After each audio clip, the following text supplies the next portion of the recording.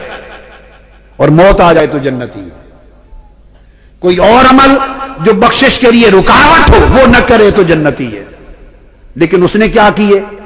ایک تو باپ نے سزا کے طور پہ بھیجا، وہ تو جاتا ہی نہیں تھا اور گیا ہی نہیں تھا، وہ تو پہلے ہی سے ہی بخشش کا حقدار نہ رہا، اور قسطنطنیہ میں شرکت کر کے جنت اس کے حصے میں لکھی گئی، اور اس کے بعد اس بدبخت نے معرکہ کربلا بپا کیا، ظالم تو نے سیدہ سکینہ کو کر پایا، پھر بھی جنت ملے گی۔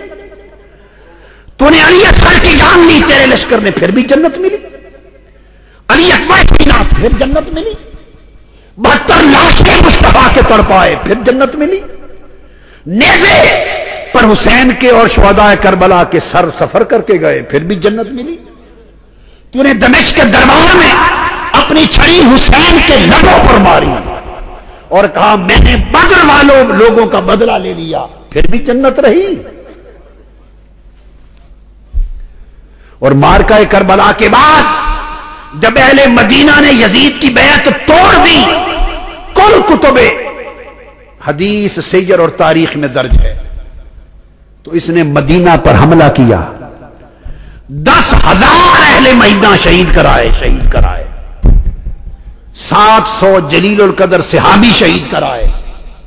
یزید کے لشکر نے حضرت ابو سعید خدری نابینا ہو گئے تھے، ان کی داڑھی پکڑ کے تھپڑ مارے، مسجد نبوی میں اذان معطل کر دی، اقامت معطل کر دی، نماز معطل کر دی، 3 دن مصطفیٰ کے مزار پر اذان نہیں ہوئی، مسجد نبوی میں اذان نہیں ہوئی۔ اور ہر کتاب میں البدایہ والنہایہ میں، تاریخ طبری میں، تاریخ الخلفاء میں، ابن اسیر میں، تاریخ خلدون میں، تاریخ ذہبی میں، ہر سیرت کی اور تاریخ کی کتاب میں درج ہے۔ لشکر بھیجتے ہوئے یزید نے کہا میں تم پر مدینہ شہر 3 دن کے لیے حلال کرتا ہوں، جو چاہو کرنا، پھر بھی جنت رہی۔ کون سی جنت ہے تمہاری بدبختو؟ کون سی جنت ہے؟ مذاق ہے۔ اگر تو جنت مصطفیٰ کی ہے اور بانٹنے والے اس کے حسن اور حسین ہیں اور فاطمۃ الزہرا ہے، پھر اس جنت کی بات کرتے ہو؟ جس نے 3 دن روضہ رسول پر خچر باندھے، یزید کی فوج نے اونٹ باندھے، 3 دن حضور کی مسجد نبوی میں اذان نہ ہوئی، حضرت سعید بن مسیب رضی اللہ تعالیٰ عنہ دوڑ کے گھر نہ جا سکے، فوجی گھسائے اندر، وہ ممبر کے نیچے چھپ گئے۔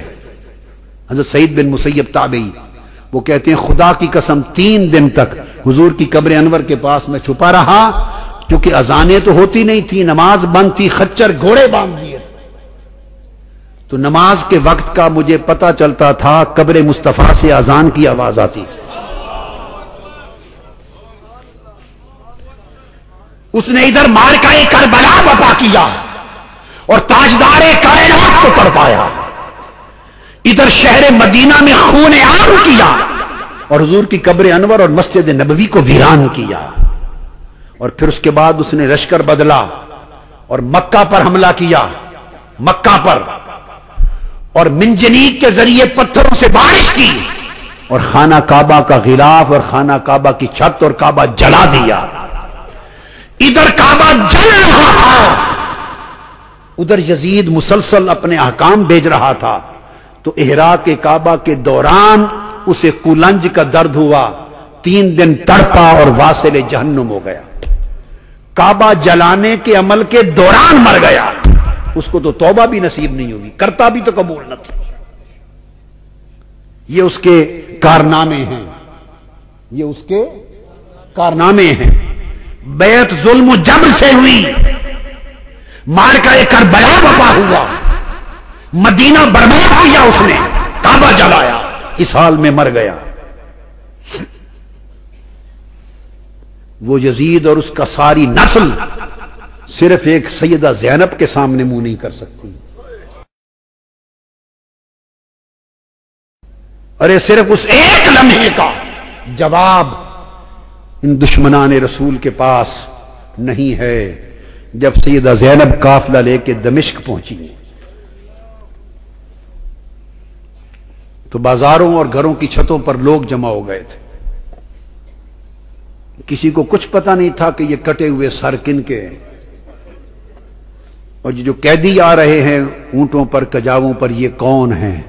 सिर्फ इतना ऐलान किया हुआ था कि हुकूमत के कुछ बागी थे और बागियों को कत्ल कर दिया गया है। अब ये बागियों के सर दरबार यजीद में पहुंचाए जा रहे हैं। लोग बागियों को देखने के लिए छतों पर चढ़ रहे थे।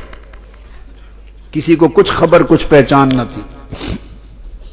हुजूम हो गया, काफिला रुक गया बाजार दमिश्क में।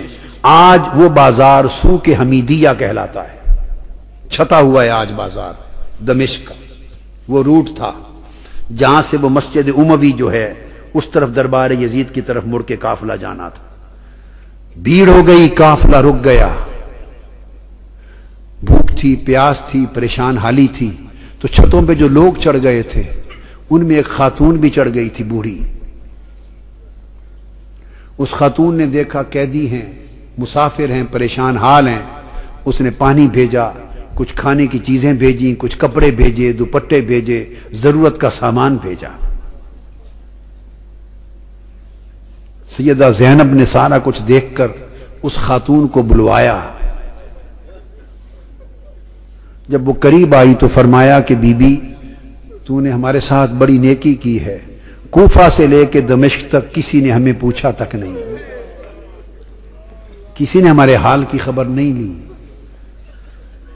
तुम कौन हो और हमें क्या समझ के हमसे इतनी भलाई की। उसने कहा, मैं और तो कुछ नहीं, मैं अपनी अवाइल छोटी उम्र में मदीना रहती थी और हजरत सैयदा फातिमा ज़हरा की खादिमा थी। फिर जब उनका विसाल हो गया तो मदीना छोड़ के दमिश्क आ गई, फिर वहां नहीं रही। तो तुमने इतनी नेकी की हमारे साथ, क्या समझ के। उसने कहा, मुझे और तो कुछ मालूम नहीं। तो जब आखिरी वक्त था हुजूर सैयदा कायनात का, तो मैंने अर्ज किया, बीबी मुझे कोई वसीयत कर दें, वसीयत की उम्र भर अमल करूं। तो उन्होंने, मुझे जानती थी कि मैं दमिश्क से हूं, उन्होंने मुझे वसीयत की थी। फरमाया था, बेटा एक ही वसीयत है, कभी कैदी नजर आए तो उनसे अच्छा सलूक करना। जिंदगी में कभी कैदी नजर आए तो उनसे अच्छा सलूक करना। मैंने तो देखा है कैदी हैं और मुझे उनकी वसीयत याद आई है। जिंदगी में पहली मर्तबा मौका मिला है तो मैंने सैयदा फातिमा ज़हरा की, अपनी मखदूमा की, मैंने नसीहत पे अमल करके कैदी जान के तो ये सारा कुछ किया है। सैयदा ज़ैनब रज़ी अल्लाह ताला अन्हा और सलामुल्लाह अलैहा फरमाने लगी, अल्लाह तेरा भला करे, तुझे अजर दे। बता, तूने हमसे इतनी नेकी की, भलाई की, हम तेरे लिए क्या दुआ करें, क्या सिला दें। हम तो इस वक्त खुद मुसाफिर हैं, कैदी हैं, लुटे हैं, मजलूम हैं, बेयार मददगार हैं, हम तेरे लिए क्या दुआ कर सकते हैं। उसने कहा, बीबी मेरी एक ही आरजू है उम्र भर की, वो दुआ कर दें। पूछा क्या आरजू है। उसने कहा, जब मैं वहां से चली थी तो सैयदा फातिमा ज़हरा रज़ी अल्लाह ताला अन्हा के छोटे छोटे शहजादे थे, हसन हुसैन और बीबी ज़ैनब, छोटे मासूम बच्चे थे। अब जमाना गुजर गया, जमाना गुजर गया। मेरी उस वक्त से आरजू है कि कभी मुझे हुसैन और ज़ैनब की ज़ियारत हो जाए, दुआ कर दे कि मुझे उनकी ज़ियारत नसीब हो। बीबी ज़ैनब ने फरमाया, तेरी दुआ कबूल हो गई।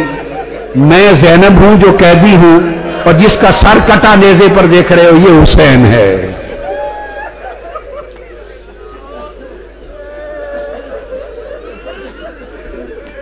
अल्लाहुम्मा सल्लि अला सय्यिदिना व मौलाना मुहम्मदिन व अला आलिहि व सहबिहि व बारिक व सल्लिम।